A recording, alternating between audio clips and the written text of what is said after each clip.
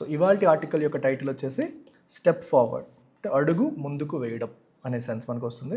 The top court has given an economic value to unpaid domestic work. Very interesting scenario. Top court అంటే supreme court has given an economic value to unpaid domestic work.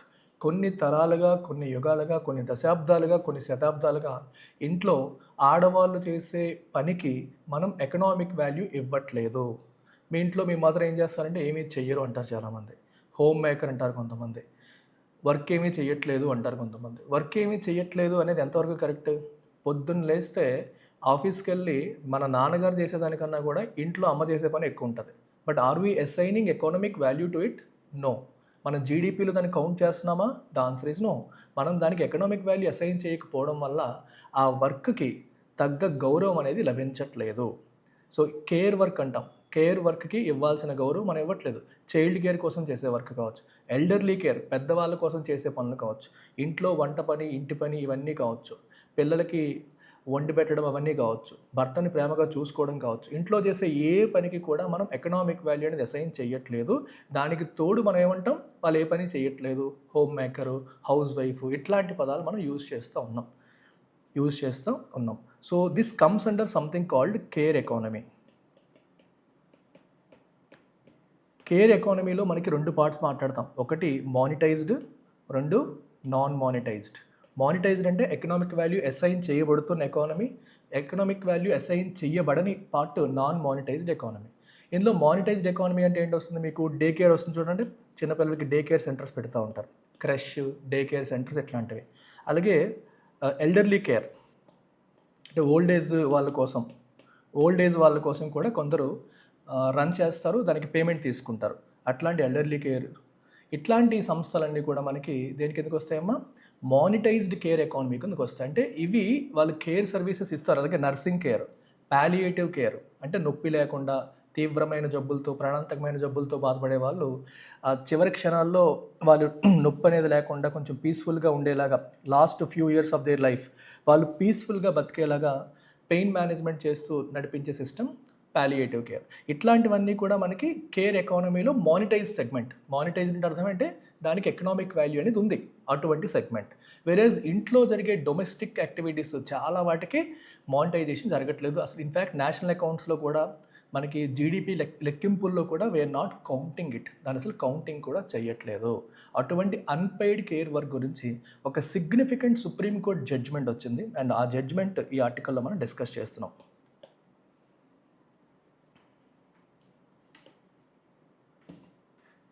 The Supreme Court's judgment in Shishupal et Shishram versus Surjit by a division bench of judges Sanjay Karol and N.K. Singh is likely a landmark. ఇది ఒక landmark judgement అయ్యే అవకాశం ఉంది. Likely అంటే అర్థం ఏంటమ్మా? Possibility ఉంది అని అర్థం. సో ఈ జడ్జిమెంట్ ఏదైతే ఉందో ఇది ల్యాండ్మార్క్ జడ్జిమెంట్, అంటే తరతరాలు దీని గురించి చెప్పుకునే జడ్జిమెంట్ అయ్యే అవకాశం ఉంది అని అర్థం.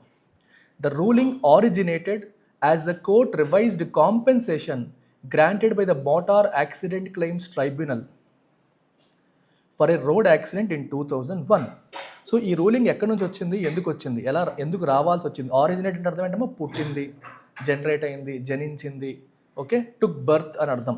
ఎందుకని? As the court revised compensation granted by the motor accident claims tribunal. Motor accident claims tribunal ఒక రోడ్ యాక్సిడెంట్ 2001లో జరిగిన ఒక రోడ్ యాక్సిడెంట్కి కాంపెన్సేషన్ ప్రకటించింది. కాంపెన్సేషన్ అంటే నష్టపరిహారం.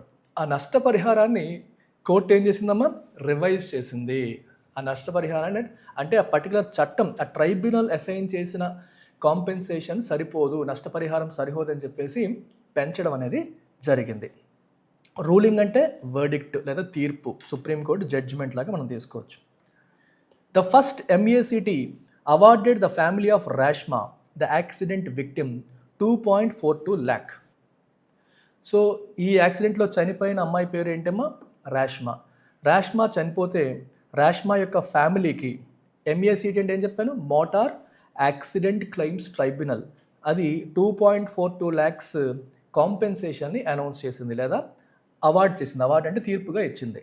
విక్టిమ్ అంటే ఎవరు? బాధితులు, సమ్మన్ హూ సఫర్స్, అంటే ఎవరైతే ఒక ఇన్సిడెంట్ వల్ల సఫర్ అవుతున్నారో వాళ్ళు విక్టిమ్స్ అంటాం. ఇప్పుడు ఫర్ ఎగ్జాంపుల్ తుఫాన్ వచ్చింది, తుఫాన్లో ఇల్లు కోల్పోయిన వాడు విక్టిమే, యాక్సిడెంట్లో ప్రాణాలు కోల్పోయిన వాడు విక్టిమే. ఎవరైతే who is at the receiving end of something unfortunate, ఒక దురదృష్టకర సంఘటనకి రిసీవింగ్ ఎండ్లో ఉన్న వాళ్ళందరూ కూడా బాధితులు లేదా విక్టిమ్స్ అంటాం.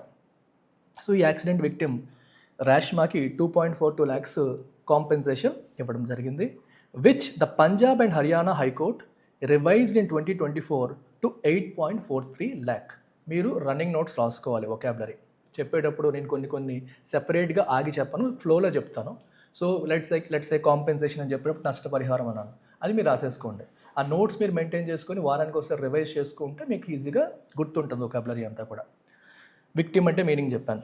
దీన్ని 2.42 lakhని పంజాబ్ అండ్ హర్యానా కోర్టు ఏం చేసింది, 8.43 lakhsకి రివైజ్ చేయడం జరిగింది. అంటే 2.42 సరిపోదని చెప్పి 8.43 lakhsకి 2024లో 8.43 lakhs రివైజ్ చేశారు. బట్ ఇన్ ఇట్స్ ఆర్డర్, కానీ ఆ ఆర్డర్లో the court revised it to 62.72 lakhs after attaching a sum of 30,000 a month to Rashma's economic value for the service she rendered as a homemaker. This is the most significant part of the judgment. This is the most significant part of the judgment. ఇప్పుడు supreme court తనిచ్చిన ఆర్డర్లో ఏం చేసింది, మనకి Punjab and Haryana high court 8.43 lakhs చెప్తే supreme court దాన్ని 62.78 లక్షలకి revise చేసింది. So Rashma కుటుంబానికి 62.78 లక్షల కాంపెన్సేషన్ ఇవ్వాలని చెప్పి తీర్పు ఇవ్వడం జరిగింది. అయితే ఎలా లెక్కేసింది 62.78 లక్షలని ఎలా తెలిసింది అంటే, after attaching a sum of 30,000 a month to Rashma's economic value. Rashma ఎవరు, she a home maker. So Rashma చనిపోవడం వల్ల వాళ్ళ కుటుంబం ఎంత నష్టపోయింది అనేది ఎస్టిమేట్ చేయాలి. ఇప్పుడు మామూలుగా జాబ్ చేసే వాళ్ళు చనిపోయారు అనుకోండి, వాళ్ళ శాలరీ ఎంత అనే దాన్ని బట్టి మనం ఎస్టిమేషన్ వేసేస్తాం. కానీ హోమ్ మేకర్ చనిపోతే తన వల్ల ఫ్యామిలీ ఎంత నష్టపోతుంది అనేదాన్ని ఎలా ఎస్టిమేట్ చేస్తారు? అలా చేయాలంటే హోమ్ మేకర్గా తను ఇంట్లో చేసే డ్యూటీకి మనం ఎకనామిక్ వాల్యూ అసైన్ చేయాలి. ఆ వాల్యూ ఎంత వేసిందమ్మా సుప్రీంకోర్టు, 30,000 రూపాయలు పర్ మంత్. సో ఎప్పుడైనా సరే మీరు ఇది మైండ్లో పెట్టుకోండి, ఇంట్లో మన అమ్మలు చేసే పనికి సుప్రీంకోర్టు ఇస్తున్న వాల్యుయేషన్ 30,000 రూపాయలు per month. So all your mother should demand this amount from your father, అడగాలి. So tell them this judgement, supreme court judgement చెప్పండి, నేను ఎప్పుడు ఖాళీగా ఉంచేస్తున్నారు, నువ్వేం పని నీకు ఇంట్లో, మేము ఆఫీస్లో కష్టాలు పడి వస్తామని ఎవరైతే ఫాదర్స్ చెప్తారో వాళ్ళందరికీ కూడా మదర్స్ యొక్క కౌంటర్ ఈ జడ్జ్మెంట్. ఇంట్లో మేము చేసే పనికి మన దేశపు అత్యున్నత న్యాయస్థానం ఇచ్చిన వాల్యూ 30,000 పర్ మంత్. సో ఎప్పుడు కూడా నువ్వేం పని చేయట్లేదు అనే మాట అనకండి అని చెప్పి you empower your mothers for the service she rendered as a home maker. Render అంటే ప్రొవైడ్, గివ్. హోమ్ మేకర్గా తనిస్తున్న సర్వీసెస్కి సుప్రీంకోర్టు ఇచ్చిన వాల్యుయేషన్ అంతా 30,000 పర్ మంత్. ఇది మైండ్లో పెట్టుకోండి. The ruling is not surprising. ఈ రూలింగ్ ఆశ్చర్యకరంగా ఉందంటే లేదనే చెప్తున్నారు. ఎందుకంటే ఇంతకు ముందు కూడా కొన్ని జడ్జిమెంట్లో సుప్రీంకోర్టు ఎకనామిక్ వాల్యూ అసైన్ చేయడం అనేది ఆల్రెడీ స్టార్ట్ చేసింది. Like in Lata Wadhwa 2001 the court valued A home maker services at a modest 3,000 rupees. 2001 అది. 2001లో లతా వాద్వా కేసులో సుప్రీంకోర్టు ఏం చేసిందంటే హోమ్ మేకర్ సర్వీసెస్ని 3,000 రూపాయలకి వాల్యుయేషన్ వేసింది. In Kirti versus Oriental Insurance 2021, it said the economic value of a homemaker's work cannot be discounted simply because it is unpaid or performed by women. Very important point అది. Kirti versus Oriental Insurance, another important judgment. దీంట్లో supreme court ఏం చెప్పింది, ఒక women యొక్క home maker duties ఏవైతే ఉంటాయో దాని economic వాల్యూని మీరు simply you cannot discount it. అంటే అదేం లేదులే, దానికి ఏముంటుంది, ఇంట్లో పని చేసుకోరా, అది ఫ్యామిలీ రెస్పాన్సిబిలిటీ అనే పేరుతో దాన్ని కొట్టి పారేయడానికి లేదు. Just because it is unpaid, దానికి పేమెంట్ రావట్లేదు కదా అని చెప్పి దానికి వాల్యూ లేదు అనుకోకూడదు. దట్టు అది ఉమెన్ చేస్తున్నారు కాబట్టి జెండర్ డిస్క్రిమినేషన్తో దానికి వాల్యూ లేకుండా చెయ్యకూడదని సుప్రీంకోర్టు క్రిస్టల్ క్లియర్గా కీర్తి వర్సెస్ ఓరియంటల్ ఇన్సూరెన్స్లో మీకు చెప్పడం అనేది జరిగింది. So at this point I would like to touch upon some concepts here. నేను కొంచెం డైవర్ట్ అవుతున్నాను, బట్ రెలవెంట్ టాపిక్కే. ఇప్పుడు ఇక్కడ ఏం జరుగుతుందంటే you need to understand one concept. ఇది హోమ్ మేకర్ అంటున్నాం. ఇంట్లో ఉమెన్ టేకప్ చేసే చాలా పనులు, ఈ హోమ్ మేకర్ డ్యూటీస్ ఏవైతే ఉంటాయో దీన్ని మనం ఎస్టిమేట్ చేసేటప్పుడు ఎలా ఎస్టిమేట్ చేయాలి, మల్టిపుల్ యాంగిల్స్లో మనం ఎస్టిమేట్ చేయొచ్చు. ఇప్పుడు ఈ హోమ్ మేకర్ చేసే పని ఏదైతే ఉంటుందో, ఫర్ ఎగ్జాంపుల్ ఇంటికి సంబంధించిన ఇల్లు తుడవడం, ఓడవడం, అలాగే సామాన్లు తోమడం, ఇట్లాంటి పనులన్నీ ఉంటాయి. మరి జనరల్గా అది బయట వాళ్ళకి ఇస్తే ఒక డొమెస్టిక్ మెయిడ్కి ఇచ్చారనుకోండి, ఆ మెయిడ్ ఎంత ఛార్జ్ చేస్తుంది నీకు ఆ పనికి? ఎంత ఛార్జ్ చేస్తుంది? అలాగే ఇంట్లో పెద్దవాళ్ళు ఉన్నారనుకోండి, ఎల్డర్లీ కేర్ మనం బయట వాళ్ళకి ఒక నర్స్కో ఎవరికో అసైన్ చేసి రోజు ఒక 1 అవర్ 2 అవర్స్ వచ్చి ఆ నర్సింగ్ చేసి వెళ్ళిపోమ్మా అంటే దానికి ఎంత ఎంత చేయాల్సి వస్తుంది? అలాగే చైల్డ్ కేర్, పిల్లల కోసం మనం తీసుకునే టైము, ఎఫర్ట్, దానికి బయట వాళ్ళకి మీరు పే చేస్తే ఎంత అవుతుంది? ఇలాంటివన్నీ చూసి మనం ఎస్టిమేట్ చేయొచ్చు. సో దాన్ని ఏమంటామంటే రీప్లేస్మెంట్ కాస్ట్ మెథడ్ అంటాం. ఏమంటాం? Replacement cost. ఇప్పుడు ఈ హోమ్ మేకర్ మన మదర్ డ్యూటీని వేరే వాళ్ళతో రీప్లేస్ చేస్తే వాళ్ళకి ఎంతెంత పే చేయాల్సి ఉంటుంది, ఎంతెంత పే చేయాల్సి ఉంటుందని చెప్పి చూడటం, అది replacement cost. There is one more way to look at it, that is opportunity cost. Opportunity cost అంటే అర్థం ఏంటి? ఇది very interesting concept in economy. Opportunity cost అంటే మనం మన దగ్గర ఉన్న 2-3 ఆప్షన్స్లో ఒక ఆప్షన్ ఎంచుకుంటాం లైఫ్లో. For example, right out of your college graduation అయ్యాక you might have an option called UPSC or CAT. నేను ప్రైవేట్ సెక్టార్లో అడ్మినిస్ట్రేషన్లోకి వెళ్ళాలనుకుంటే నువ్వు క్యాట్ రాయాలి. లేదు నేను గవర్నమెంట్ సెక్టార్లో అడ్మినిస్ట్రేషన్లోకి వెళ్ళాలంటే నువ్వు యూపీఎస్సీ రాయాలి. By choosing UPSC your relinquishing CAT, or by choosing CAT your relinquishing UPSC. UPSC తీసుకుంటే నీ ఆపర్చునిటీ కాస్ట్ క్యాట్ అవుతుంది. అంటే క్యాట్ అనే ఆప్షన్, దాని ద్వారా వచ్చే కెరియర్ నువ్వు కోల్పోతున్నావు అని అర్థం. క్యాట్ వైపు వస్తే యూపీఎస్సీ అనే ఆప్షన్, దాని ద్వారా వచ్చే రెస్పెక్ట్ నువ్వు కోల్పోతున్నావు అని అర్థం. అంతేనా? సో ఎలా డిఫైన్ చేస్తాం ఆపర్చునిటీ కాస్ట్ని? Opportunity cost is the value of next best alternative that you are giving up. మీరు ఒక ఆల్టర్నేటివ్ తీసుకోవడం వల్ల ఏదైతే కోల్పోతున్నారో ఆ కోల్పోతున్న వాటిలో బెస్ట్ ఆల్టర్నేటివ్, దాని వాల్యూ నీ ఆపర్చునిటీ కాస్ట్ అవుతుంది. అంటే ఇక్కడ ఈ ఆవిడ, సో మన మదర్ కావచ్చు, అక్క కావచ్చు, చెల్లి కావచ్చు, this women, particular women home maker duties take up చేయడం వల్ల what is that next best opportunity she is relinquishing. For example, తను ఎంబీఏ చేసి ఉండొచ్చు, తను ఇంజనీరింగ్ చేసి ఉండొచ్చు, తనకి ఐటీలో జాబ్ వచ్చే అవకాశం ఉండొచ్చు, లేదా సేల్స్లో జాబ్ వచ్చే అవకాశం ఉండొచ్చు. కానీ ఆపర్చునిటీని గివప్ చేసి తను హోమ్ మేకర్ డ్యూటీస్ చేస్తుంది. సో తన ఆపర్చునిటీ కాస్ట్ ఏమవుతుంది? నేను జాబ్లోకి వెళ్ళుంటే నాకు ఎంత జీతం వచ్చేది, that will be her opportunity cost. So home మేకర్కి ఎంత అసైన్ చేస్తారంటే రీప్లేస్మెంట్ కాస్ట్. అంటే ఈ పనులన్నీ వేరే వాళ్ళకి అప్పచెప్తే ఎంత అవుతుంది అనేది ఒక పద్ధతి అయితే, ఆవిడ ఏ ఆపర్చునిటీని వదులుకొని చేస్తుంది, ఆ ఆపర్చునిటీ టేకప్ చేస్తే ఎంత వచ్చేది అని దాన్ని బట్టి కూడా మనం ఎస్టిమేట్ చేయొచ్చు. కానీ ఈ ఆపర్చునిటీ కాస్ట్ మెథడ్ అనేది అందరికీ సేమ్ ఉండదు. ఒక్కొక్కరు హైలీ ఎడ్యుకేటెడ్ పీపుల్ హౌస్ వైఫ్గా హోమ్ మేకర్గా ఉంటే వాళ్ళ ఆపర్చునిటీ కాస్ట్ ఎక్కువ ఉంటుంది. లేదు అంతగా ఎడ్యుకేషన్ లేని వాళ్ళు హోమ్ మేకర్గా ఉంటే వాళ్ళ ఆపర్చునిటీ కాస్ట్ తక్కువ ఉంటుంది. ఎందుకంటే వాళ్ళు బయటకు వచ్చినా సరే ఎక్కువగా ఎర్న్ చేయలేకపోవచ్చు. ఇట్లా రకరకాలుగా మనం ఎస్టిమేట్ చేయొచ్చు. సుప్రీంకోర్టు ఏ రకంగా చేసింది అనే మెథడాలజీ మనకు తెలియదు. బట్ జనరల్గా మీకు అడిషనల్ ఇన్ఫర్మేషన్ నేను ఇస్తున్నాను అక్కడ అంతే. However, the official value attached to that work has suffered from inconsistent quantification. అదే చెప్తున్నాను. సో ఈ అఫీషియల్ వాల్యూ ఎంత ఇవ్వాలి ఏంటి, ఓకే, ఏంటి అనేది has suffered from inconsistent quantification. I'm sorry, quantification అంటే అర్థం ఏంటి? దానికి నెంబరింగ్ ఇవ్వడం. ఈ పనికి ఎంత నెంబర్, ఈ పనికి ఎంత నెంబర్, ఆ నెంబరింగ్ అనేది కన్సిస్టెంట్గా లేదు. ఒక్కోసారి ఒకలా చెప్తున్నారు. The base value of 30,000 a month is itself notional and a floor. It added that the floor must be hiked by 10% every 3 years and a woman's salary where applicable has to be added to the floor in the context of MEACT's claims. Okay, so bench ఏమంటుంది? 30,000 రూపాయలు per month అనేది ఒక notional number, అంటే అది final number అని చెప్పట్లేదు. So that is not final number, అది notional అంటుంది. ఇంకా ఏం చెప్తుంది? ఇది వెరీ ఇంపార్టెంట్, మీరు గుర్తుపెట్టుకోండి. ఇంకా ఏముంటుందమ్మా మనకి? ఇంకా ఏముంటుంది? అది ఇది ఫ్లోర్ అంటుంది. What is the meaning of floor? That is the minimum. ఎప్పుడైనా సరే ఈ 2 పదాలు నా సెషన్స్ మీరు రెగ్యులర్గా వింటే గుర్తుంటాయి. 2 టర్మ్స్ గుర్తుపెట్టుకోండి, ఫ్లోర్, సీలింగ్. కామన్ సెన్స్, ఏమీ లేదు ఇక్కడ. మనం దేనిపైన నిల్చుంటాం? ఫ్లోర్ పైన. మన పైన ఉంటుంది ceiling. So floor is your minimum level, ceiling is your upper limit. So you can always say floor is your lower limit and ceiling is your upper limit. Floor అంటే మినిమం ఇది అని అర్థం. అంటే ఇప్పుడు ఈ 30,000 రూపాయలు అనేది మ్యాక్సిమం కాదు, మినిమం. నోషనల్ అంటే ఫైనల్ అని కాదు, ఎస్టిమేటెడ్ ఆర్ ఎస్యూమ్డ్ అని అర్థం. నోషనల్ అంటే మీనింగ్ ఏంటి? Assumed or estimated value. So 30,000 ఏదైతే మేము ఎస్టిమేట్ చేసి చెప్తున్నామో ఇది ఫైనల్ నెంబరు కాదు, ఇది సీలింగ్ కాదు, అప్పర్ లిమిట్ కాదు, it is a floor, which means it is a lower number. అంటే మీరు ఇచ్చేది ఎలా ఉండాలి? దాని పైన యాడ్ చేయాలి. దానికన్నా తక్కువ వేయకూడదు అని అర్థం. ఇంకా ఏం చెప్పారు, ఈ 30,000 కూడా ఎవ్రీ 3 ఇయర్స్కి 10% పెంచుకుంటూ వెళ్ళండి అన్నారు. ఎందుకంటే మనకి ఇన్ఫ్లేషన్ కూడా ఉంటుంది, ఎవ్రీ ఇయర్ ధరలు పెరుగుతూ ఉంటాయి కాబట్టి 30,000 ఈరోజు 30,000 వాల్యూ 3 సంవత్సరాల తర్వాత 30,000 వాల్యూ సేమ్ కాదు. సో కాబట్టి ఒకప్పుడు 1950s-60sలో లక్షాధికారి అంటే చాలా గొప్పోడు, 2026లో లక్షాధికారి అంటే ఆడు పెద్ద డబ్బున్నాడు కాదు. డిఫరెన్స్ అది, ఎందుకంటే లక్ష అనేది వాల్యూ కోల్పోయింది అప్పటికి ఇప్పటికి. సో ప్రతి 3 ఇయర్స్కి 10% హైక్ చేసుకుంటూ వెళ్ళాలి.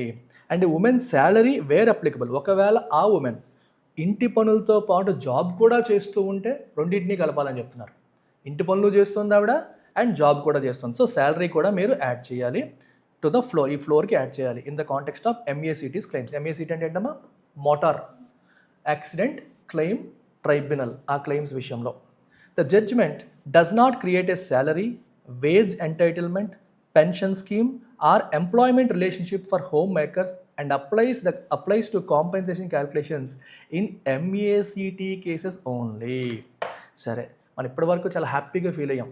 సుప్రీంకోర్టు ఇన్నాళ్ళు డొమెస్టిక్ ఉమెన్ వర్క్కి గుర్తించిందని. కాకపోతే సుప్రీంకోర్టు ఈ గుర్తింపు అంతా కూడా ఓన్లీ MACT కేసెస్కి మాత్రమే అప్లై చేస్తుంది. అంటే మోటార్ యాక్సిడెంట్ క్లెయిమ్ ట్రైబ్యునల్కి సంబంధించిన కేసెస్కి మాత్రమే అప్లై చేస్తుంది. దీన్ని జనరలైజ్ చేయట్లేదు, అంటే ప్రతి విషయంలో కూడా ఇలాగే వెళ్ళాలి అని చెప్పట్లేదు. అండ్ ప్రతి ఉమెన్కి 30,000 రూపాయల శాలరీ వచ్చేలా చూడాలని చెప్పట్లేదు. వాళ్ళకి మినిమం వేజెస్ అంటే ఇంట్లో పనిచేస్తున్నందుకు ప్రభుత్వం నుంచి ఎంటైటిల్మెంట్ ఉంటుంది. ఇంట్లో పని చేస్తున్నారు కదా, ఆ పనికి ప్రభుత్వం గుర్తించాలి, దాని నుంచి ఎంతో కొంత బేసిక్ ఇన్కమ్ ఇవ్వాలని అలా కూడా చెప్పట్లేదు. లేదా భర్త ఖచ్చితంగా భార్య కొంత పే చేయాలని చెప్పట్లేదు. మరి జాబ్ చేసి రిటైర్ అయిన వాళ్ళకి ఏముంటుంది, పెన్షన్ ఉంటుంది. మరి అలాగే వీళ్ళకి వాళ్ళ పనికి 30,000 వాల్యూ అంటే 60 ఏళ్ళ తర్వాత వాళ్ళ హోమ్ మేకర్ డ్యూటీని గివప్ చేసి రిలాక్స్ అవుదాం అనుకుంటే వాళ్ళకి పెన్షన్ ఏమైనా వస్తుందా, ఆ పెన్షన్ స్కీమ్ కూడా యాడ్ చేయట్లేదు. అలాగే ఎంప్లాయీ రిలేషన్షిప్ కూడా బిల్డ్ చేయట్లేదు. లైక్ ఇంటి పెద్ద హస్బెండ్ ఆఫీస్కి వెళ్ళి అతను ఎంప్లాయరు, తినే ఎంప్లాయీ. సో భార్యాభర్త అయినప్పటికీ కూడా ఎంప్లాయీని ట్రీట్ చేసినట్టుగా ట్రీట్ చేయాలి, because she is doing lot of duties అన్నట్టు. అలాంటివి క్రియేట్ చేయలేదు. Only motor accident claim victims విషయంలో మాత్రం ఏం చేయాలని మాత్రమే సుప్రీంకోర్టు చెప్పింది. That said, the now normalised societal tendency to under value women's work means that any advance is valuable and will most likely have ripple effects. అయితే supreme court అవి ఏమీ చేయలేదని చెప్పి బాధపడతామా? లేదు, బాధపడకూడదు. ఎందుకంటే ప్రస్తుతానికి ఒక స్టెప్ మనం ముందుకు వేసినట్టే. ఎందుకంటే మన సొసైటీలో ఒక టెండెన్సీ ఉంది. ఏంటా tendency? To under value women's work. Women చేసే వర్క్కి సరైన గుర్తింపు ఇవ్వకపోవడము, దానికి సరైన విలువని జోడించకపోవడము, ఇది మనం ఎప్పుడూ చేసే ఒక పెద్ద తప్పు. ఇలాంటి ఆ అండర్ వాల్యూ చేయడం అనేది నార్మలైజ్ అయిపోయింది సొసైటీలో. ఏమైందమ్మా అది? Normalise. What is the meaning of normalise? అది సర్వసాధారణం అయిపోయింది. ఉమెన్ యొక్క వర్క్ని, ఉమెన్ యొక్క ఎఫర్ట్ని గుర్తించకపోవడం అనేది సాధారణం. గుర్తిస్తే వీడేంట్రా, అది రెగ్యులర్గా ఆడవాళ్ళు చేసే పని దానికి కూడా కౌంట్ చేస్తున్నాడని చెప్పి వేటకారంగా చూసే రోజులు ఇవి. అలాంటి పరిస్థితుల్లో సుప్రీంకోర్టు తీసుకునే ఎటువంటి నిర్ణయం అనేది ఎనీ అడ్వాన్స్మెంట్, ఒక్క అడుగు ముందు పడినా సరే అది మంచిదే. అండ్ ఫ్యూచర్లో it will have ripple effects.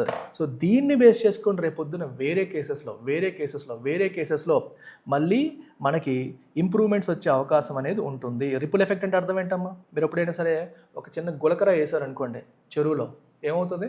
గులకరాయి పడిన చోటే ఉంటుందా, చుట్టుపక్కల కూడా రిపుల్స్ కనిపిస్తాయా? చుట్టుపక్కల కూడా కనిపిస్తాయి కదా. సో దాని ఇంపాక్ట్ అనేది వేరే వాడికి కూడా స్ప్రెడ్ అవుతుంది రేపొద్దున అని అర్థం. సో చైన్ రియాక్షన్ ఉంటుంది, సెకండరీ ఎఫెక్ట్స్ ఉంటాయి. ఈరోజు MACT కేసులో సుప్రీంకోర్టు చెప్పింది కదా అంటే ఇది ఇక్కడతో ఆగదు. దీని యొక్క ఇంపాక్ట్ రేపొద్దున వేరియస్ అదర్ సెక్టార్స్లో, జడ్జిమెంట్స్లో, సెగ్మెంట్స్లో వచ్చే అవకాశం అనేది ఉంటుంది. Is that clear? ఈ పాయింట్ అర్థమైందా? ఇక్కడితో మనకి ఒక పారాగ్రాఫ్ కంప్లీట్ అయింది. సో ఈ రోజు నుంచి నేను మీకు ఏం చెప్తానంటే, ఎడిటోరియల్ మనం రీడింగ్ కాంప్రహెన్షన్ లాగా డీల్ చేసేటప్పుడు 2 పారాగ్రాఫ్స్ ఉన్నాయి. ఈచ్ పారాగ్రాఫ్ ఒక విషయాన్ని కమ్యూనికేట్ చేస్తుంది, కన్వే చేస్తుంది. సో ఇప్పుడు హాఫ్ ప్యాసేజ్ లేదా 1 పారాగ్రాఫ్ మనం కంప్లీట్ చేసాం. సో ఈ హాఫ్ ప్యాసేజ్ లేదా 1 పారాగ్రాఫ్ మనకి ఏ విషయాన్ని కమ్యూనికేట్ చేస్తుంది అంటే ఏం చెప్తారు? ఒక్కటే మాటలో చెప్పాలి, ఒకటే లైన్లో చెప్పాలి. ఏం చెప్తాం మనం? సుప్రీంకోర్టు అనేది అన్పెయిడ్ హోమ్ మేకర్, ఇప్పటి వరకు డబ్బులు పే చేయని హోమ్ మేకర్ వర్క్ని గుర్తించింది, దానికి ఎకనామిక్ వాల్యూ అసైన్ చేసింది, దానికి ఎకనామిక్ వాల్యూ ఉంటుంది అని చెప్పింది. అయితే ఇది ఒక పర్టికులర్ కేసుకి మాత్రమే, పర్టికులర్ కేటగిరీస్కి మాత్రమే అప్లై చేస్తుంది. ఇది సమ్మరీ. అర్థమైందా? మనం ఎంతసేపు మాట్లాడాం, దీని మొత్తానికి సమ్మరైజ్ చేయాలంటే ఒక సెంటెన్స్లో ఏం చెప్తాం? హోమ్ మేకర్ ఇంట్లో చేసే పని ఏదైతే ఉందో, అన్పెయిడ్ డ్యూటీస్ ఏవైతే ఉన్నాయో దానికి ఎకనామిక్ వాల్యూ ఉంటుంది అని సుప్రీంకోర్టు చెప్పింది. That is 1 line summary of paragraph 1. అంటే ఎందుకు ఇలా చెప్తున్నానంటే, మీరు చదివేటప్పుడు సీసాట్లో కానీ క్యాట్లో కానీ రీడింగ్ కాంప్రహెన్షన్ మీరు హ్యాండిల్ చేసేటప్పుడు ఈచ్ పారాగ్రాఫ్ కంప్లీట్ చేసిన తర్వాత ఆ పారాగ్రాఫ్ కన్వే చేస్తున్న మెసేజ్ ఏంటి అని మనం పక్కన రాసుకోవాలి. అలాగే బ్యాంక్ ఆస్పిరెంట్స్ మెయిన్స్ ఆర్సీల్లో కూడా పెద్ద పెద్ద ప్యాసేజ్లు వస్తాయి, ఎక్కువ పారాగ్రాఫ్స్ ఉంటాయి. So each paragraph one particular థీమ్ని కన్వే చేస్తుంది. అది ఏం కన్వే చేస్తుందని చెప్పి మనం మనసులో రాయడం అలవాటు చేసుకోవాలి. The connection between unpaid domestic labor and suppressed female labor force participation is a major theme in contemporary Indian labor economics. చూసారా? అన్పెయిడ్ డొమెస్టిక్ లేబర్ ఒకవైపు, suppressed female labour force participation ఇంకోవైపు. ఇక్కడ వెరీ ఇంట్రెస్టింగ్ టర్మ్స్ కొన్ని వచ్చే చూడండి. ఇక్కడ labour force అంటున్నాం. అసలు లేబర్ ఫోర్స్ అంటే అర్థం ఏంటి? లేబర్ ఫోర్స్ మీనింగ్ ఏంటంటే అన్ఎంప్లాయిడ్ ప్లస్ ఎంప్లాయిడ్. అన్ఎంప్లాయిడ్ మరియు ఎంప్లాయిడ్ని కలిపి మనం ఏమంటాం? లేబర్ ఫోర్స్ అంటాం. ఏ ఏజ్లో ఉండాలి వీళ్ళు? Working age. వర్కింగ్ ఏజ్లో ఉన్న ఎంప్లాయిడ్ అంటే ఉద్యోగం చేస్తున్న వాళ్ళు, అన్ఎంప్లాయిడ్ అంటే ఉద్యోగం కోసం చూస్తూ ఉద్యోగం రాని వాళ్ళు. గుర్తుపెట్టుకోండి, అన్ఎంప్లాయిడ్ డెఫినేషన్ అంటే those who are seeking employment, అంటే ఎంప్లాయ్మెంట్ కావాలి కానీ వాళ్ళకి జాబ్ లేదు, అటువంటి వాళ్ళు అన్ఎంప్లాయిడ్ అంటాం. ఇప్పుడు ఫర్ ఎగ్జాంపుల్ 9వ తరగతి చదువుతున్న పిల్లోడు ఉన్నాడు, వాడికి జాబ్ లేదు కదా, వాడు అన్ఎంప్లాయిడ్ అనొచ్చా? అనకూడదు. ఎందుకు? He's not seeking employment. ఆడు ఉద్యోగం చేయాలి అనుకోవట్లేదు, ఆడు ఉద్యోగం కోరుకోవట్లేదు. లేదా 70 ఏళ్ళ తాత ఉన్నాడు, తాతను అన్ఎంప్లాయిడ్ అని చెప్పి అంటామా? అనకూడదు. ఎందుకు? తను వర్కింగ్ ఏజ్లో లేడు. ఫస్ట్ ఆఫ్ ఆల్ వర్కింగ్ ఏజ్లో లేని వాళ్ళని అన్ఎంప్లాయిడ్ అని చెప్పి అనకూడదు, ఫస్ట్ స్టెప్. రెండోది, వర్కింగ్ ఏజ్లో ఉన్న వాళ్ళలో కూడా ఫర్ ఎగ్జాంపుల్ నేను అసలు జాబ్ ట్రైస్ చేయట్లేదు, నాకు ఉద్యోగం వద్దు, నేను డొమెస్టిక్ హౌస్ వైఫ్గా లేదా హోమ్ మేకర్గా ఇంటి పనులు చేసుకుంటానని ఒక డెసిషన్ తీసుకోవచ్చు. వాళ్ళని కూడా మనం అన్ఎంప్లాయిడ్ అనకూడదు. ఎవరిని అన్ఎంప్లాయిడ్ అనాలి? Those who are seeking job and unable to get. ఉద్యోగం కోసం ప్రయత్నం చేస్తూ ఉద్యోగం రాని వాళ్ళని మనం అన్ఎంప్లాయిడ్ అనాలి తప్పితే ప్రయత్నం చేయని వాళ్ళని, వర్కింగ్ ఏజ్లో లేని వాళ్ళని అన్ఎంప్లాయిడ్ అనకూడదు. సో అన్ఎంప్లాయిడ్ ప్లస్ ఎంప్లాయిడ్ కలిపి ఏమంటాం? లేబర్ ఫోర్స్ అని చెప్పి అంటాం. అన్ఎంప్లాయిడ్ ప్లస్ ఎంప్లాయిడ్ కలిపి ఏమంటాం? లేబర్ ఫోర్స్ అంటాం. సో ఈ labour force by working age population, labour force by working age population ఇలా వేస్తే మనకు వచ్చేది ఏంటమ్మా? అలా వేస్తే మనకు వచ్చేది ఏంటి? This is labour force participation rate multiplied by 100. దాన్ని లేబర్ ఫోర్స్ పార్టిసిపేషన్ రేట్ అంటాం. అర్థమవుతుందా? డినామినేటర్లో వర్కింగ్ ఏజ్ పాపులేషన్, న్యూమరేటర్లో లేబర్ ఫోర్స్ అంటే ఎంప్లాయిడ్ ప్లస్ అన్ఎంప్లాయిడ్ ఇంటూ 100 వేస్తే లేబర్ ఫోర్స్ పార్టిసిపేషన్ రేట్ వస్తుంది. ఇది ఉమెన్కి మాత్రమే సెపరేట్గా క్యాలిక్యులేట్ చేస్తే female labour force participation rate అంటాం. ఇది సప్రెస్డ్ అంటే అర్థం ఏంటి? బాగా తొక్కివేయబడుతోంది, తక్కువ ఉంటుంది అని అర్థం. So female labour force participation అనేది చాలా తక్కువ ఉంది భారతదేశంలో. అంటే చాలామంది ఉమెన్ లేబర్ ఫోర్స్ అంటే ఉద్యోగాల్లోకి వచ్చి పని చేయట్లేదు, వాళ్ళు ఎందులో ఉంటున్నారు? అన్పెయిడ్ డొమెస్టిక్ లేబర్లోనే ఉండిపోతున్నారు అనేది క్లియర్ కట్గా మనకు కనిపిస్తుంది భారతదేశంలో. Now for example, home makers seeking maintenance under the Hindu marriage act say have judicial reasoning supporting the economic value of their domestic work. ఇప్పుడు హిందూ మ్యారేజ్ యాక్ట్ ప్రకారం రేపు పొద్దున్న డివోర్స్ లేవు అయ్యాయి అనుకోండి, డివోర్స్ అయిందనుకోండి, బట్ డివోర్స్ అయినప్పుడు కానీ వేరే సందర్భంలో కానీ కాంపెన్సేషన్ అడిగే పరిస్థితి వచ్చింది అనుకోండి, మెయింటెనెన్స్ కావాలని అడుగుతున్నారు అనుకోండి, అలాంటప్పుడు కూడా ఈ జుడిషియరీ యొక్క జడ్జిమెంట్ని వాళ్ళు ప్రెసిడెంట్గా వాడచ్చు. ఎంఏసిటీ కేసులో సుప్రీంకోర్టు ఎలా చెప్పిందని వాళ్ళు చెప్పొచ్చు. మాకు ఇంత వాల్యూ, ఇంత మెయింటెనెన్స్కి ఎంత ఖర్చు అవుతుందని చెప్పి వాళ్ళు చెప్పడానికి ఈ జడ్జిమెంట్ మనకు ఒక అవకాశాన్ని కల్పిస్తుంది. Rural women also who assist in sowing, harvesting and cattle tending as the court noted can now invoke the courts reasoning to pitch to have their labor, which is often treated as being incidental to household work, valued higher. Rural women work ఇంకా ఎక్కువ ఉంటుంది. Rural women ఏం చేస్తారు చెప్పండి?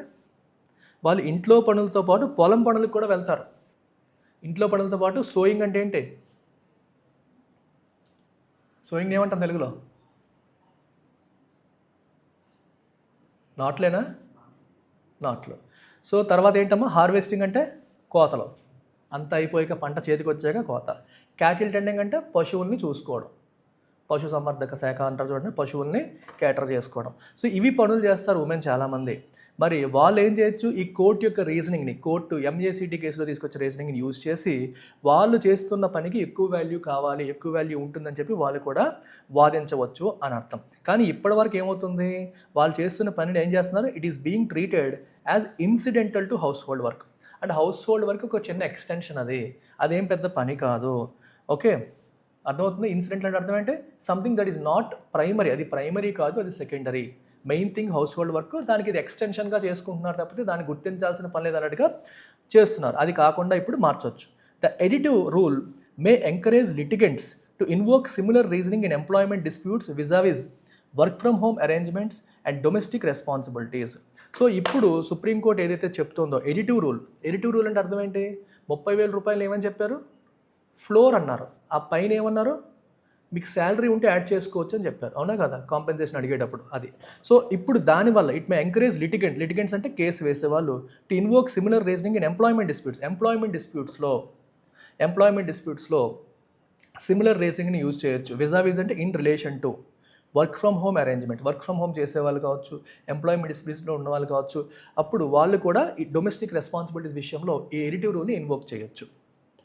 Future litigation May test weather male home makers can claim equivalent treatment.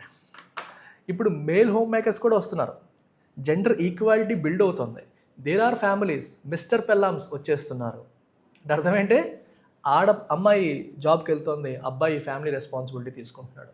అలాంటి రోజులు కూడా already వచ్చేసాయి. సో మరి మేల్ హోమ్ మేకర్స్ కూడా మాకు కూడా ఈక్వల్ ట్రీట్మెంట్ కావాలి, ఫిమేల్కి మీరు ఎక్కువ ఇస్తున్నారు, మేల్కి ఇవ్వట్లేదు అనే రోజులు కూడా ఫ్యూచర్లో రావచ్చు. అందుకే చెప్పారు future litigation May test weather male home makers can claim equivalent treatment, మాకు కూడా ఈక్వివలెంట్ ట్రీట్మెంట్ కావాలని చెప్పి వాళ్ళు అడిగే అవకాశం వస్తుంది. దాన్ని వీళ్ళు ఇస్తారా ఇవ్వరా అనేది చూడాలి. Motor insurance is already a low margin segment for many insurers. Insurance provide చేసే ఇన్సూరెన్స్ కంపెనీస్కి మోటార్ ఇన్సూరెన్స్లో పెద్దగా మార్జిన్స్ ఉండవు, low margin segment. And large increase in the average claim size. ఇప్పుడు మోటార్ యాక్సిడెంట్స్లో ఎవరన్నా చనిపోతే వాళ్ళకి పే చేయాల్సిన కాంపెన్సేషన్ అమౌంట్ ఇప్పుడు ఏమవుతుంది, విపరీతంగా పెరిగిపోతుంది. ఆల్రెడీ దీంట్లో వాళ్ళకి మార్జిన్స్ తక్కువ, క్లెయిమ్ అమౌంట్ బాగా పెరిగిపోతే likely applied retrospectively as well. What is the meaning of retrospective application? From back dated, అంటే ఇంతకుముందు ఎప్పుడో చనిపోయిన వాళ్ళకి అప్పుడు మాకు ఇవ్వలేదు, కొత్త దాని ప్రకారం ఇవ్వండి అని అడిగే అవకాశం కూడా ఉంది. ఓకే, రెట్రోస్పెక్టివ్ అప్లికేషన్ కూడా చేశారనుకోండి, అప్పుడు కంపెనీస్ కంగారు పడతాయి. So it may force companies to reassess their risk models and render them more incline to settle claims quickly in Lok Adalats. అప్పుడు ఏం చేస్తాయి కంపెనీస్, కేసులు పెద్దవి సుప్రీంకోర్టు వరకు వెళ్తే మనం ఎక్కువ పే చేయాల్సి వస్తుందని భావించి లోక్ అదాలత్స్లో లోకల్గా తొందరగా సెటిల్ చేసేయడానికి ప్రయత్నం చేసే అవకాశం అనేది ఉంటుంది. అండ్ వాళ్ళ రిస్క్ మోడల్స్ని కూడా వాళ్ళు మళ్ళీ రీఅసెస్ చేసుకుంటారు. మేబీ క్లెయిమ్ అమౌంట్స్ పెరిగాయి అనుకోండి, వాళ్ళు ప్రీమియం కూడా ఎక్కువ అడిగే అవకాశం వస్తుంది, ఎక్కువ ప్రీమియం అడిగే అవకాశం కూడా, ప్రీమియం పెంచే ఛాన్స్ కూడా ఉంటుంది. All said the Shishupal judgement is a vital corrective to the decades of economic erasure. Whatever said and done, ఓవరాల్గా ఏంటమ్మా శిశుపాల్ జడ్జ్మెంట్ అనేది ఏంటి, it is a vital corrective అంటే దిద్దుబాటు చర్య, తెలుగులో ఏమంటాం దిద్దుబాటు చర్య, దేనికి, ఇయర్స్ ఆఫ్ ఎకనామిక్ ఎరేజర్. కొన్ని సంవత్సరాలుగా ఆర్థికంగా వాళ్ళు చేసిన దానికి వాల్యూ లేకుండా, ఎరేజర్ అంటే ఎరేజ్ చేసేసాం, వాల్యూ లేకుండా మనం చేసేసాం. ఓకే, ఆల్ సెడ్ అంటే అర్థమేంటి, ఆల్ సెడ్ అండ్ డన్ అంటే కన్సిడరింగ్ ఎవ్రీథింగ్, ఇప్పటి వరకు మనం మాట్లాడుకున్నంతా కన్సిడర్ చేసి చూస్తే అనే మీనింగ్ వస్తుంది. All said and done, all said and done, అది మనకి మీనింగ్, మనకు వచ్చే మీనింగ్ అది. Clear? Any doubts?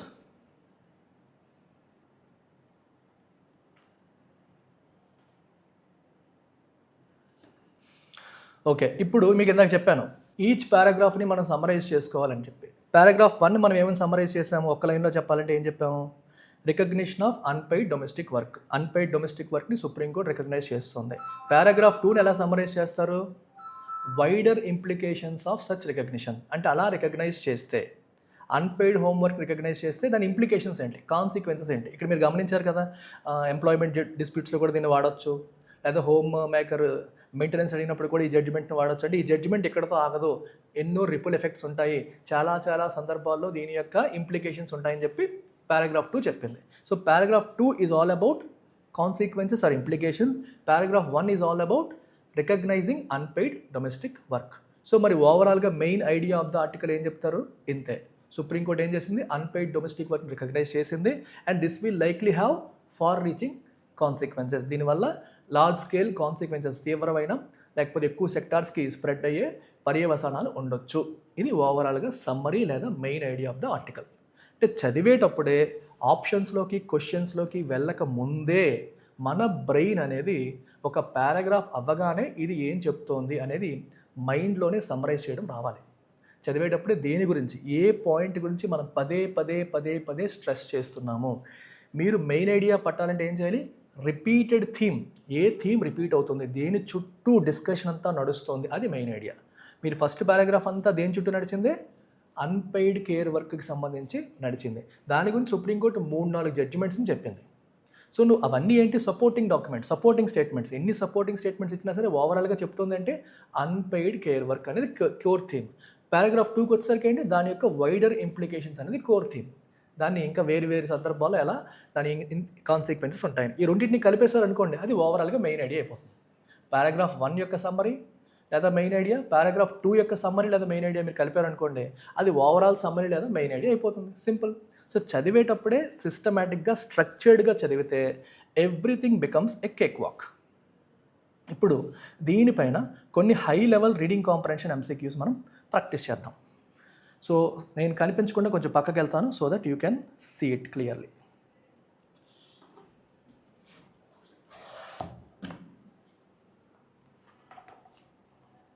Which of the following, if true, would most weaken the author's characterization of Shishupal judgment as a vital corrective to decades of economic erasure? First, understand the question. Understand the question. This is a CAT level RC MCQ. Vital corrective to decades of economic eraser. అంటే కొన్ని దశాబ్దాలుగా జరుగుతున్న economic ఎరేజర్కి ఇది ఒక దిద్దుబాటు చర్య అని చెప్పి ఎవరన్నారు, సుప్రీంకోర్టు అంది. అయితే కదా ఆథర్ దాన్ని క్యారెక్టరైజ్ చేశారు. ఆథర్ ఈ జడ్జిమెంట్ని ఒక కరెక్టివ్ మెజర్గా చెప్పారు. అయితే ఆథర్ యొక్క ఈ ఆర్గ్యుమెంట్ని వీకెన్ చేసేది ఏంటి? ఒక 4 స్టేట్మెంట్స్ ఇచ్చాను. ఈ 4 స్టేట్మెంట్స్లో ఏ స్టేట్మెంట్ ఇఫ్ ట్రూ అంటే నిజం అయితే అది ఆథర్ యొక్క ఆర్గ్యుమెంట్ని వీకెన్ చేస్తుంది. సో మీరు ఎలా చూడాలి, ఆథర్ చెప్పిన దాన్ని అపోజ్ చేసేలాగా, ఆథర్ చెప్పిన దాన్ని వీకెన్ చేసేలాగా ఉన్న స్టేట్మెంట్ ఏదని వెతకాలి. చదవండి 1 by 1. The court clarified that 30,000 benchmark is only a notional figure for MACET compensation calculations and does not establish a wage entitlement. So wage ఎంటైటిల్మెంట్ని ఎస్టాబ్లిష్ చేయలేదు. ఈ 30,000 రూపాయలు అనేది MACT కేసెస్కి మాత్రమే చెప్పింది. ఓకే, ఈవెన్ దెన్ ఒక పర్టికులర్ సెగ్మెంట్ కోసం చెప్పినప్పటికీ కూడా అది కరెక్టివ్ జడ్జిమెంటే కదా. ఇది కంప్లీట్గా ఆథర్ పాయింట్ ఆఫ్ వ్యూకి ఆపోజిట్గా అయితే లేదు కదా. ఇది పక్కన పెట్టండి. The subsequent courts refused to extend the reasoning of the judgment beyond motor accident compensation cases and continue treating unpaid domestic work as having negligible economic value in other legal context. మీరు కొంచెం common sense apply చేస్తే ఒక విషయం మీకు బ్రెయిన్లోకి వస్తుంది. ఏంటది? Author ఏమంటున్నాడు, ఇది ఒక దిద్దుబాటు చర్య, దశాబ్దాలుగా జరుగుతున్న తప్పుని ఇది సరిదిద్దింది అని ఆథర్ అంటున్నాడు. ఒక తప్పుని సరిదిద్దామంటే అర్థం ఏంటి, ఫ్యూచర్లో ఆ తప్పు జరగదు అని కదా. అంటే రేపు పొద్దున వేరే సందర్భంలో వేరే సెగ్మెంట్స్లో కేసెస్ ఏమైనా వస్తే ఈ రీజనింగ్ని కోర్టులు తీసుకుంటాయి. ఈ MACT కేసులో కోర్టు ఏదైతే తీసుకుందో ఆ రీజనింగ్ని కోర్ట్స్ తీసుకుంటాయి. తీసుకోవడం వల్ల వాళ్ళు ఫ్యూచర్ జడ్జిమెంట్స్ ఇంకా కరెక్ట్గా ఇవ్వడానికి అవకాశం ఉంటుంది అనే సెన్స్ మనకి బిల్డ్ అవుతుంది. బట్ మీరు సెకండ్ స్టేట్మెంట్ B చదివితే అక్కడ ఏం కనిపిస్తుంది, subsequent courts refuse to extend the reasoning. ఈ జడ్జిమెంట్ని మేము MACT కేసెస్కి మాత్రమే మేము చూస్తాము, వేరే ఏ కేసెస్కి కూడా దీన్ని అప్లై చెయ్యము అని చెప్పి ఎకనామిక్ వాల్యూ ఇవ్వకుండా వదిలేసాయి అనుకోండి, మరి ఆథర్ యొక్క జడ్జిమెంట్ వీక్ అయిపోయినట్టే కదా. అర్థమవుతుందా? దిద్దుబాటు అంటే అర్థం ఏంటమ్మా, తప్పుని సరిదిద్దాం అనుకోండి, ఆ తప్పు మళ్ళీ జరగకూడదు. కానీ తర్వాత జడ్జిమెంట్స్లో కోర్టుల తప్పు చేస్తూనే ఉన్నాయి అనుకోండి, ఇంక సరిదిద్దినట్టు కాదు కదా. So this weakens others argument. Yes or no? ఈ లెవెల్లో మీరు మైండ్లో థింక్ చేయాల్సి ఉంటుంది. ఈ లెవెల్లో మన మైండ్లో థింక్ చేయాలి. సో పేరుకి రీడింగ్ కాంప్రహెన్షన్ అయినా this is more of logical reasoning as well. లాజికల్గా కనెక్షన్ బిల్డ్ చేయాలి. So correct answer for this question is B. Clear?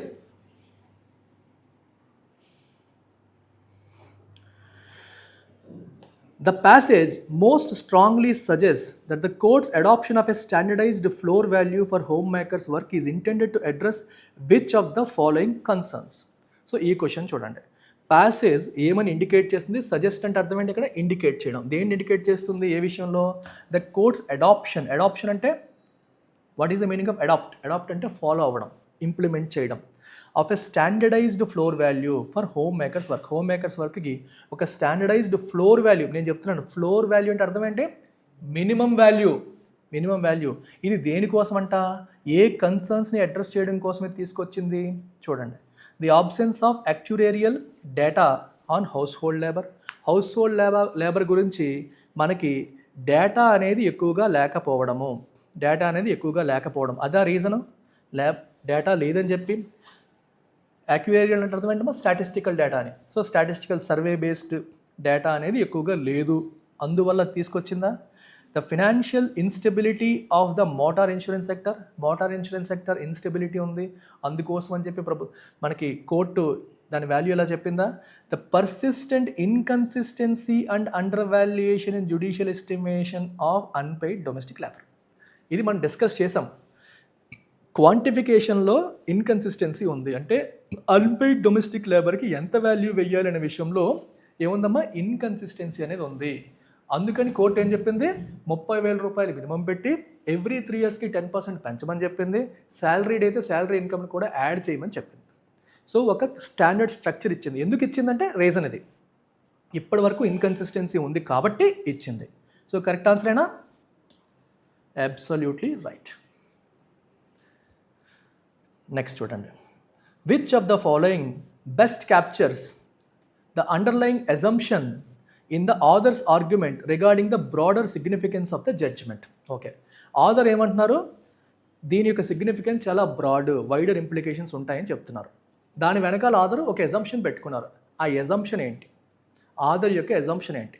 Author యొక్క సెకండ్ పారాగ్రాఫ్ అంతా మనం ఏం చేసాం? Wider implications of the judgment అన్నాం. ఈ జడ్జిమెంట్ యొక్క వైడర్ ఇంప్లికేషన్స్ అంటే కాన్సిక్వెన్స్ ఏంటని చెప్పి డిస్కస్ చేసాం. ఈ జడ్జిమెంట్ ఎక్కడతో ఆగదు, వేరు వేరు సెక్టర్స్కి ఎక్స్టెండ్ అవుతుంది, రిపుల్ ఎఫెక్ట్స్ ఉంటాయని చెప్పాడు ఆయన. గుర్తుందా? రిపుల్ ఎఫెక్ట్స్ ఉంటాయి అంటాడు. అయితే ఆథర్ యొక్క ఎజంప్షన్ ఏంటి? అలా అనుకోవడంలో ఆథర్ యొక్క ఎజంప్షన్ ఏంటి? Legal recognition of economic value can influence societal perceptions even when it does not create enforceable economic rights. ఇది మైండ్లో పెట్టండి. అంటే అర్థం ఏంటమ్మా? సుప్రీంకోర్టు లేదా చట్టాలు కానీ ఉమెన్ యొక్క వర్క్కి ఎకనామిక్ వాల్యూ అసైన్ చేస్తే అది సొసైటల్ పర్సెప్షన్స్ని ఇన్ఫ్లుయెన్స్ చేస్తుంది అన్నాడు. మీకు ఫస్ట్ పారాగ్రాఫ్లో లాస్ట్లో ఒక సెంటెన్స్ మనం చూసాం. ఏం చూసామా?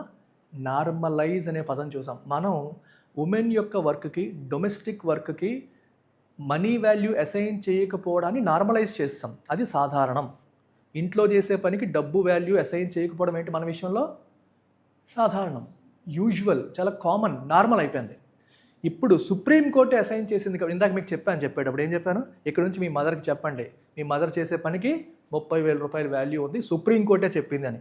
ఎప్పుడైతే లీగల్ రికగ్నిషన్ వస్తుందో ఇట్లా తెలిసిన వాళ్ళు మిగిలిన వాళ్ళకి చెప్తారు. సో దానివల్ల పర్సెప్షన్ సొసైటీలో, సమాజంలో ఉమెన్ యొక్క అన్పెయిడ్ కేర్ వాల్యూకి, ఆ కేర్ వర్క్కి ఒక వాల్యూ ఉంటుందనే విషయంలో పర్సెప్షన్ ఏమవుతుంది? ఇన్ఫ్లుయెన్స్ అవుతుందా కదా? డెఫినెట్గా ఇన్ఫ్లుయెన్స్ అవుతుందని ఆయన భావించారా లేదా? ఆయన భావించారు కాబట్టి ఏమన్నారు? హిందూ మెయింటెనెన్స్ యాక్ట్లో వాళ్ళు ఎక్కువ అడుగుతారని, వర్కింగ్ డిస్ప్యూట్స్లో ఎక్కువ అడుగుతారని ఆయన అడిగారు, చెప్పారు. సో ఈ అజంప్షన్ అనేది ఆథర్ ఆర్గ్యుమెంట్తో సింక్ అవుతుంది. So I will go with this, but మిగిలిన కూడా చూద్దాం.